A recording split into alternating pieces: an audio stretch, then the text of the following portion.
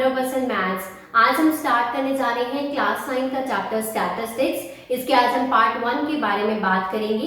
ये चैप्टर आपका बहुत ही इजी होता है और बहुत ही स्कोरिंग होता है। बस बेसिक सी अंडरस्टैंडिंग की जरूरत होती है कुछ कॉन्सेप्ट्स की।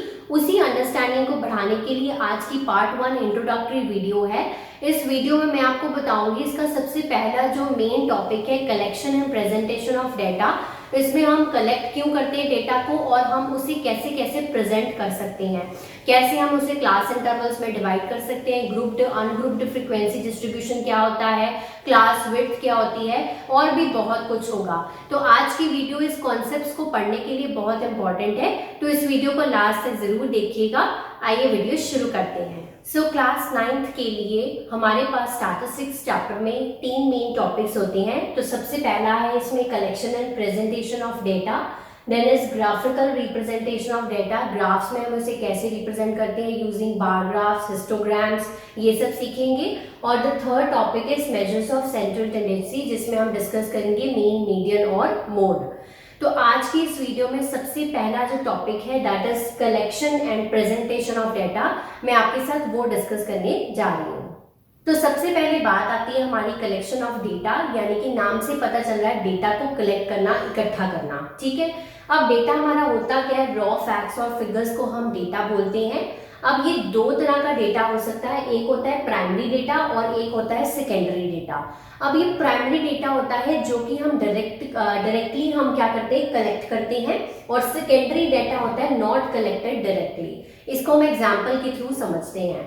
सपोज कर लीजिए एक ऑर्गेनाइजेशन है और उसे एक सर्वे कंडक्ट करना है। अब सर्वे कंडक्ट करने का पर्पस उसका क्या है कि पर्पस इसका क्या है, कलेक्शन ऑफ डेटा। उसको कुछ डेटा चाहिए ग्रुप ऑफ पीपल से। अगर तो वो ऑर्गेनाइजेशन जो है वो खुद जाकर 1 to 1 ग्रुप ऑफ पीपल से बात करके वहां से डेटा इकट्ठा कर रही है, so that is primary data. अगर वो ऑर्गेनाइजेशन आगे पीपल को हायर कर रही है और फिर वो पीपल इन पीपल से बात करके डेटा कलेक्ट कर रहे हैं, दैट जो डेटा ऑर्गेनाइजेशन को पहुंच रहा है वो क्या है, सेकेंडरी डेटा। मतलब अगर डायरेक्टली कलेक्ट कर रहे हैं, ऑर्गेनाइजेशन डायरेक्टली जा के पूछ रही है ग्रुप ऑफ पीपल से, तो वो प्राइमरी डेटा है। अगर वो आगे उन्होंने पर्सन्स हायर किए हैं और वो पर्सन्स आगे जाकर नंबर ऑफ पीपल से बात कर रहे हैं और फिर वो ऑर्गेनाइजेशन को डेटा प्रोवाइड कर रहे हैं, that data is known to be secondary data. अब ये डेटा जो हमने कलेक्ट किया है, अगर हम उसे प्रॉपरली प्रेजेंट नहीं करेंगे, इसको किसी तरह से वे आउट नहीं सोचेंगे, उसका सही से उसको तरीके से नहीं रखेंगे, तो उस डेटा का क्या है, यूज कोई नहीं है। तो इसीलिए जो डेटा कलेक्ट किया है उसे प्रेजेंट करना भी बहुत जरूरी है। इसीलिए collection and presentation of data होता है।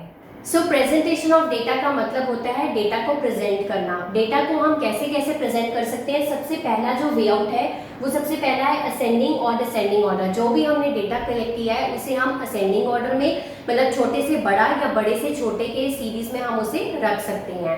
उसका फायदा ये होगा कि वहां से हम रेंज निकाल सकते हैं किसी भी डेटा की। रेंज क्या होती है, highest value minus lowest value. For example, जैसे मैंने यहाँ पर एक एग्जाम्पल लिखी है, ये जो पॉइंट्स हैं, ये ऊपर नंबर्स लिखे हैं मैंने, इस नंबर्स को मैंने लिखा है और ये हैं points scored by basketball team in the series of matches. कोई बास्केटबॉल टीम है, उनके सारे पॉइंट्स को हमने इस तरह से लिखा है। ठीक है, तो अगर ये जैसे लिखा है तो यहाँ से हम रेंज फाइंड आउट कर सकते हैं कि उनकी हाईएस्ट वैल्यू क्या है और माइनस लोएस्ट वैल्यू क्या है। तो हाईएस्ट वैल्यू इसकी क्या है, 27 है, और लोएस्ट वैल्यू क्या है इसकी, 2 है। तो इस जो रेंज है इस बास्केटबॉल टीम की वो कितनी है, स्कोर्स की, वो है 25। तो इस तरह से हम इस डेटा को मतलब असेंडिंग और डिसेंडिंग ऑर्डर में रख के उसकी रेंज को फाइंड आउट कर सकते हैं। सेकेंड मेथड है to present the data is ungrouped frequency distribution. हमारा जो फर्स्ट मेथड था असेंडिंग और डिसेंडिंग ऑर्डर, वहाँ पर अगर हमारे पास जो नंबर ऑफ वैल्यूज है कम है तो वहाँ पर हम ये मेथड को यूज कर सकते हैं बहुत ईजी वे से। बट अगर हमारी जो नंबर ऑफ एंट्रीज है वो बढ़ जाती है, जैसे यहाँ पर 30 स्टूडेंट्स की बात हो रही है, नंबर ऑफ एंट्रीज ज़्यादा है, तो नंबर ऑफ एंट्रीज अगर ज़्यादा है तो उस केस में असेंडिंग और डिसेंडिंग ऑर्डर में अगर हम अरेंज करने जाएंगे तो it will take too much time और वेस्टेज ऑफ टाइम है। तो इसी को सॉल्व करने के लिए हमारा जो सेकंड मेथड है अनग्रुप्ड फ्रीक्वेंसी डिस्ट्रीब्यूशन, यानी कि हम किसी डेटा को देखकर फ्रीक्वेंसी डिस्ट्रीब्यूशन टेबल में भी डाल सकते हैं। वो कैसे डालेंगे इस एग्जाम्पल से समझते हैं। अब यहाँ पर हमारे पास 30 स्टूडेंट्स हैं क्लास 9 के और उनके ये मार्क्स लिखे हुए हैं। अब हम इसका फ्रीक्वेंसी डिस्ट्रीब्यूशन टेबल बनाएंगे और वहाँ से देखेंगे उसका यूज़ क्या है। जो हमारी अनग्रुप्ड फ्रीक्वेंसी डिस्ट्रीब्यूशन होती है उसमें हम फ्रीक्वेंसी डिस्ट्रीब्यूशन टेबल कैसे बनाते हैं। जैसे फॉर एग्जांपल ये मार्क्स थे 30 स्टूडेंट्स के। अब ये जो मार्क्स है वो मैंने यहाँ पर सारे लिख लिए हैं, जो भी नंबर्स यहाँ पर आए हुए थे सारे यहाँ पर लिख दिए हैं। 10, 20, 36, 40, 50, 56, 60, 70, 72, 80, 88, 92 एंड 95, ये सारे नंबर्स थे जो इसमें थे। ठीक है, जितने भी नंबर्स हैं आप वो यहाँ पर लिख सकते हैं। अब आपको ये काउंट करना है कि 10 कितनी बार आ रहा है। तो 10 आपने देखना है एक बार आ रहा है बस, बाकी और किसी में भी नहीं आ रहा है। तो दैट मीन्स 10 जो है उसकी फ्रीक्वेंसी कितनी है 1। कितनी बार वो ऑब्जर्वेशन अपीयर हो रही है वो उसकी होती है फ्रीक्वेंसी होती है। अब 20 को देख लीजिए। अब 20 भी आपका एक ही बार आ रहा है तो 20 की आगे भी आप क्या लिख दोगे 1 टाइम लिख दोगे। Then is 36। 36 कितनी बार आ रहा है, एक बार ये आ रहा है, एक बार ये आ रहा है और एक बार ये आ रहा है। सो 3 टाइम्स इट इज अपेयरिंग, सो 3 लिख देंगे इसके आगे। लाइकवाइज आप सभी की जो फ्रीक्वेंसी है उसको आप आराम से लिख सकते हैं। तो ये सारी फ्रीक्वेंसीज जो है ये मैंने यहाँ पर लिख दी हैं यहाँ से काउंट करके। और जो आपका फ्रीक्वेंसी का टोटल है वो उतना ही बनना चाहिए जितने नंबर ऑफ यहाँ पर स्टूडेंट्स हैं। यहाँ पर कितने स्टूडेंट्स हैं 30, तो ये जो टोटल है वो भी आपका 30 ही बनना चाहिए, आप काउंट करके देख सकते हैं। अब ये जो अनग्रुप्ड फ्रीक्वेंसी डिस्ट्रीब्यूशन है इसमें भी कुछ फ्लॉज होते हैं जो हम नेक्स्ट मेथड में कवर अप करते हैं। तो अब हम देखते हैं हमारा third method to represent the data. So हमारा थर्ड मेथड है ग्रुप्ड फ्रीक्वेंसी डिस्ट्रीब्यूशन, सबसे कन्वीनियंट और यूजफुल मेथड। अब इसमें कुछ पॉइंट्स हैं, सबसे पहले वो समझ लेते हैं। सबसे पहला ये मेथड हम यूज कब करते हैं, जब हमारी नंबर ऑफ वैल्यूज बहुत ज़्यादा लार्ज हो और डिस्टिंक्ट हो। लार्ज मतलब ज़्यादा, डिस्टिंक्ट मतलब अलग अलग हो। जैसे कि हमने अब अनग्रुप्ड फ्रीक्वेंसी डिस्ट्रीब्यूशन अभी पढ़ा, उसमें हमारे पास 10 या 12 वैल्यूज बनी है ना टोटल। अब अगर सपोज कर लीजिए 50 स्टूडेंट्स का डाटा लेना है या 100 स्टूडेंट्स का डाटा लेना है और उनकी जो मार्क्स की जो वैल्यूज हैं वो सब अलग अलग हैं, तो उस केस में वहाँ पर अनग्रुप्ड फ्रीक्वेंसी डिस्ट्रीब्यूशन यूज करना भी कन्वीनियंट नहीं है। ठीक है, तो इसी पर्पस के लिए जब हमारी नंबर ऑफ वैल्यूज बहुत ज़्यादा बढ़ जाती हैं और अलग अलग हो जाती हैं उस केस में हम ग्रुप्ड फ्रीक्वेंसी डिस्ट्रीब्यूशन यूज करते हैं। ठीक है, इस ग्रुप्ड का मतलब है ग्रुप्स में डिवाइड करना। तो हम जो पूरा डेटा है उसको फाइनाइट नंबर ऑफ ग्रुप्स में डिवाइड कर देते हैं और वो ग्रुप्स को हम बोलते हैं, इसमें बहुत इंपॉर्टेंट टर्म है ये, क्लासेस या फिर क्लास इंटरवल। CI का मतलब क्लास इंटरवल्स। तो ये हम करते हैं डेटा को ग्रुप्स में डिवाइड। तो क्लास इंटरवल्स हम कैसे बनाते हैं, जैसे हमने बनाया 0 to 10, 10 to 20। अब 0 to 10 का मतलब है, जैसे हमने मार्क्स की बात करी, 30 स्टूडेंट्स के मार्क्स की बात करें, जिन स्टूडेंट्स के जो मार्क्स हैं वो 0 से लेके 10 के बीच में आएंगे वो इस क्लास में लाई करेंगे। अब जैसे नेक्स्ट देखिए 10 से लेके 20 तक, अब जिस पर स्टूडेंट के मार्क्स 15 है या 16 है वो इस क्लास इंटरवल में लाई करेगा। इस तरह से हम क्लास इंटरवल्स को क्रिएट करते हैं। अब ये जो लीस्ट नंबर है यहाँ पर मैंने 10 लिखा है, इसको हम बोलते हैं लोअर क्लास लिमिट, और ये जो 20 है हाईएस्ट नंबर है इसको हम बोलते हैं अपर क्लास लिमिट। ये टर्म्स जो है वो बहुत इंपॉर्टेंट है, कभी भी डायरेक्टली आपको इसमें क्वेश्चंस आ जाते हैं, तो इसीलिए इसको बहुत ध्यान से सुनिए। लीस्ट नंबर को आप लोअर क्लास लिमिट बोलेंगे और हाईएस्ट नंबर को आप अपर क्लास लिमिट बोलते हैं। देन आ गया क्लास साइज या क्लास विड्थ। अब क्लास साइज या क्लास विड्थ कैसे निकालते हैं, इन दोनों के बीच का डिफरेंस, यानी कि अगर मैं higher limit upper class limit में से लोअर क्लास लिमिट को माइनस कर दूं तो वहां से हम निकाल पाएंगे क्लास साइज या क्लास विड्थ। वो बिल्कुल सेम होनी चाहिए सभी क्लास इंटरवल्स की।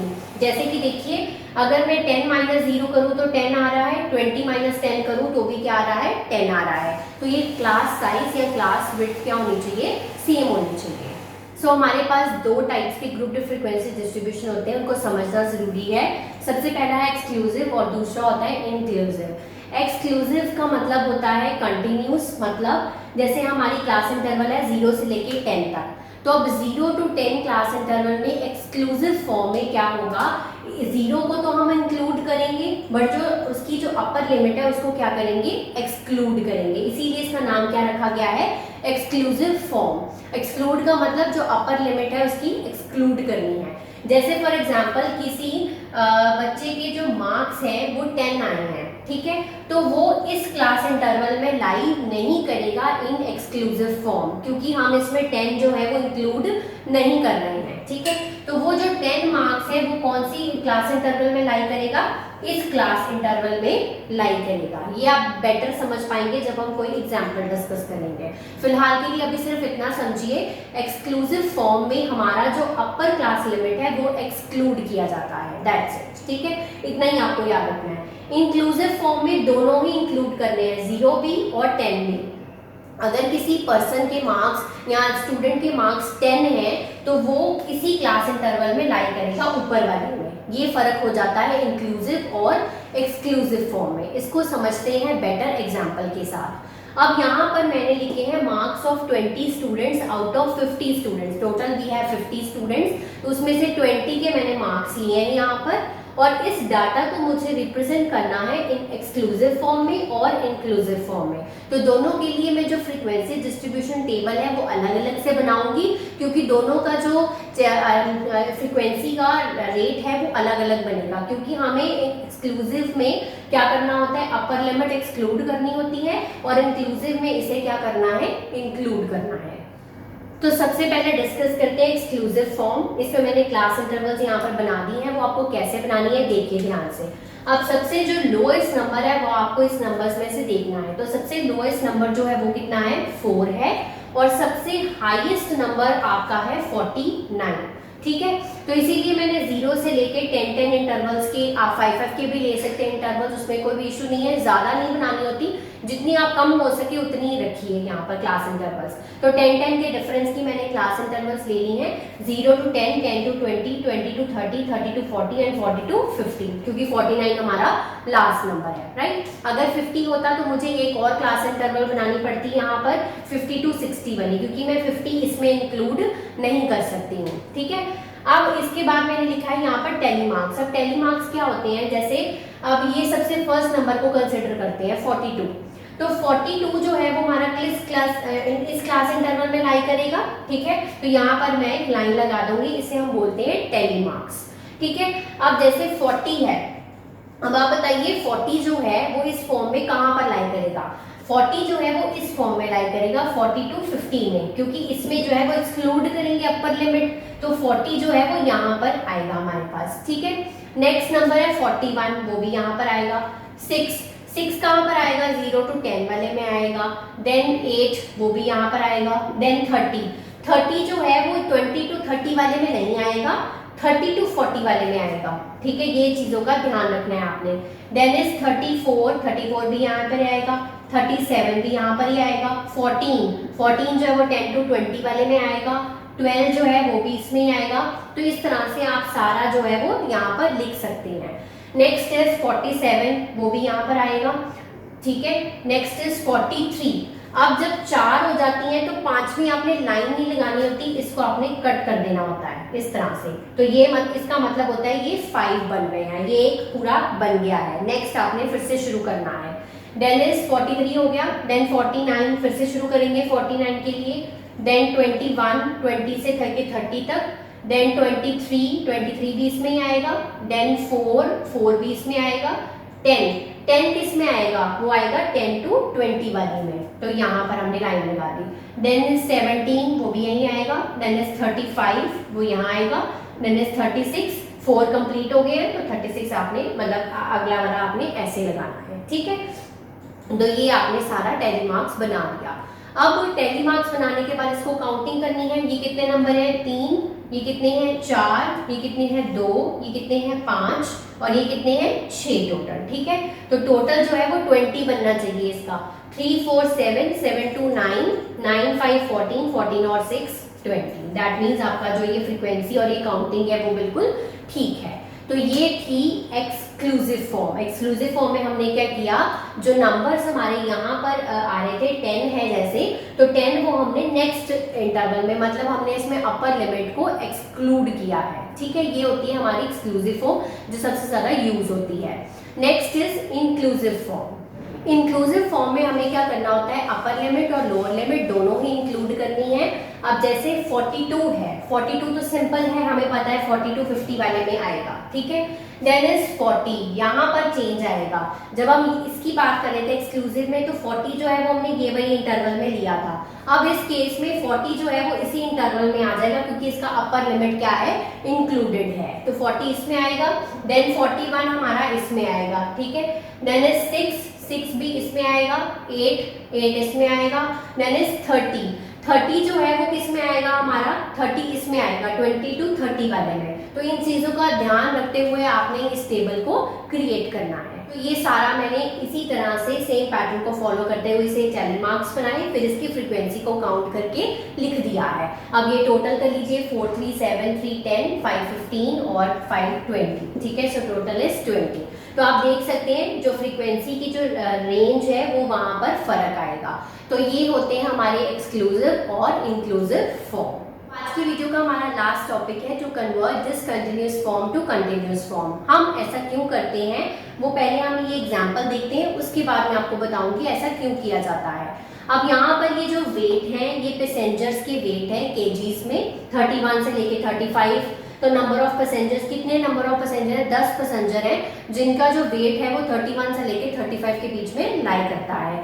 36 to 40, 41 to 45, इस तरह से ये सारा जो डेटा है वो गिवन है हमें। ये 38 पैसेंजर्स का डेटा है। अब यहाँ पर उसने क्वेश्चन किया है, अगर 2 न्यू पैसेंजर्स आ जाते हैं और उनका वेट 35.5 और 40.5 kg है, तो उन्हें हमें बस में बिठाना है, तो हम उसे कौन सी क्लास इंटरवल में इंक्लूड करेंगे। अब आप देखिए, अगर उसका वेट 35.5 kg है, तो ना तो वो इस इंटरवल में आएगा और ना ही वो इस इंटरवल में, इसके बीच की कोई इंटरवल चाहिए हमें। मतलब कि अगर 40.5 है तो ना तो वो इस इंटरवल में आ सकता है और ना ही इस इंटरवल में आ सकता है। ऐसे केसेस में जहां पर ये जो कॉन्टिन्यूटी ना हो, 35 के बाद 36 आ गया, 40 के बाद 41 हो गया, तो यहाँ पे इस चीज को सॉल्व करने के लिए हमारे पास डिसकंटिन्यूअस फॉर्म को हमें कंटिन्यूअस फॉर्म में कन्वर्ट करना होता है। ये जो डेटा है वो हमारा डिसकंटिन्यूअस फॉर्म में है। अब डिसकंटिन्यूअस फॉर्म को कंटिन्यूअस फॉर्म में कन्वर्ट क्यों किया जाता है वो तो आपको पता चल गया। अब कैसे किया जाता है, वो क्या होता है, जैसे हमारा कोई क्लास इंटरवल है, जैसे 31 से लेके 35 है। ठीक है, अब इसकी जो लोअर लिमिट है उसमें से हम 0.5 माइनस कर देंगे और इसमें हम 0.5 जो है वो प्लस कर देंगे। तो ये होता है हमारे पास एक तरीका जहां से हम डिसकंटिन्यूअस फॉर्म को कंटिन्यूअस फॉर्म में कन्वर्ट कर सकते हैं। ऐसा कैसे होगा, 31 में से अगर मैं 0.5 माइनस कर दूं तो वो क्या इंटरवल बन जाएगी, 30.5, और यहाँ पे ऐड कर दूं तो क्या बन जाएगी, 35.5। यानी कि हमारी जो न्यू इंटरवल क्रिएट हुई है वो हुई है 30.5 to 35.5। ठीक है, अब नेक्स्ट इंटरवल कैसे बनेगी, 36 to 40। 36 में से माइनस कर दो 0.5, यानी कि 35.5 बन गया। देन 40 में ऐड कर दो प्लस 0.5, यानी कि 40.5 बन गया। ऐसे ही नेक्स्ट इंटरवल क्रिएट करो 40.5 और साथ में क्या आएगा 45.5। ठीक है, अब क्वेश्चन का आंसर मिल गया आपको। अब अगर 2 न्यू पैसेंजर आ रहे हैं 35.5 और 40.5 के, तो जो 35.5 kg वाला पैसेंजर है उसे हम इस क्लास इंटरवल में डाल सकते हैं और जो 40.5 वाला पैसेंजर है वो हम इस क्लास इंटरवल में डाल सकते हैं। तो ये इस क्वेश्चन का आंसर है और हम इस तरह से डिसकंटिन्यूअस फॉर्म को कंटिन्यूअस फॉर्म में चेंज कर सकते हैं। इसी तरह से हम सारी क्लास इंटरवल्स बनाएंगे, फिर हम टैली मार्क्स करेंगे, फिर हम उसकी फ्रीक्वेंसी को करेंगे। तो अब मैंने ये क्लास इंटरवल्स को चेंज करके यहाँ पर लिखा है और साथ ही साथ नंबर ऑफ पैसेंजर्स भी चेंज कर दिए हैं। पहले नंबर ऑफ पैसेंजर्स थे 38, 2 पैसेंजर्स ऐड हुए हैं 35.5 और 40.5, एक इसमें ऐड हुआ है और एक इसमें ऐड हुआ है, तो टोटल बन गए हैं हमारे पास 40। तो ये इस क्वेश्चन का रिक्वायर्ड आंसर है। तो आज की वीडियो के लिए इतना ही। आज हमने काफ़ी बेसिक जो कॉन्सेप्ट्स हैं वो स्टैटिस्टिक्स के पढ़ लिए हैं।